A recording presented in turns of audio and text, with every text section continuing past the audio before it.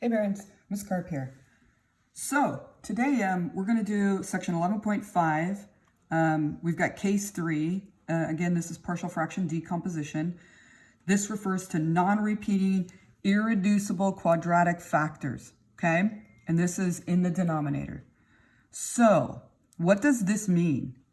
All right, so when we talk about an irreducible factor, quadratic factor, that would then mean this would need to look like this. We're going to factor out the x in the denominator. And this is linear. We already know how to do linear. And this is an irreducible quadratic. So this creates the quadratic. You cannot factor this to x plus 3, x minus 3. That doesn't work. So this is irreducible quadratic factor. So when we go to start this particular problem, we're still going to do our linear. So we have a over x, and our goal is to find this value. Then we're going to have something's a little bit different. We're going to do x squared plus 9. And in the numerator, you're going to have bx plus c. And our goal is to find the a, the b, and the c. So you'll notice that this is 1 degree more than this. And you'll notice that technically this is x to the 0. This is 1 degree less. This is 1 degree less than that. And this is 1 degree less than that. So with that in mind, we're still going to do a fraction bust. Okay? And we're going to go find a, b, and c. All right, so this is the method. We're going to, again, choose a value for x. And again, a reminder, anytime you want to pause this, go back and look at something, you may do that.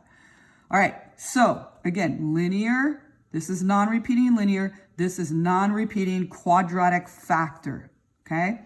So we'll do a fraction bust by multiplying by everything in the denominator, and we're going to get 5x squared plus x plus 27 equals a times x squared plus 9 plus the quantity bx plus c times x. So this x is that x. And you'll notice that if I say, let's let x be 0, all of this will go away. This piece will go away. And then this would go away and this would go away. So if we say, hey, let's let x equal 0, I get 0 plus 27. And then I get a 0 squared plus 9, and all of this zeroes out.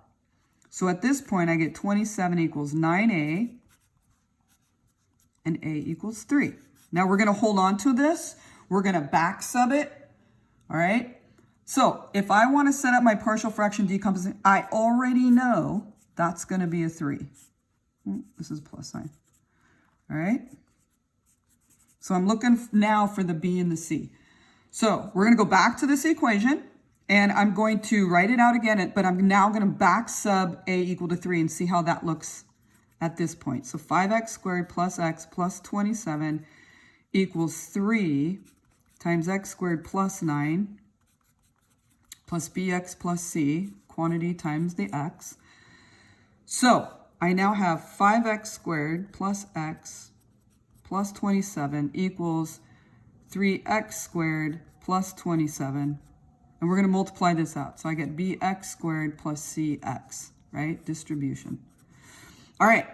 So with this, I can now subtract on both sides. So let's do minus 3x squared. Let's do minus 27. And let's see what we got left. So I've got x left. I've got a 2x squared. And I've got no constant. This is gone, and I've got bx squared plus cx. So at this point now, I now notice that this matches this. This term matches this term. So to me, I would have 2x squared equals bx squared, which means b has to be 2. Then I would take this one and say x equals cx, which to me now looks like c has to be 1. So it looks like I've completed my partial fraction decomposition, but let's put these values in so we can see what's going on. So the b was here next to the x, so I would have 2x and a plus 1. There is your partial fraction decomposition for case 3, non-repeating irreducible quadratic factor. And again, those are in the denominator. All right. Again, reminder, pause whenever you need to. All right.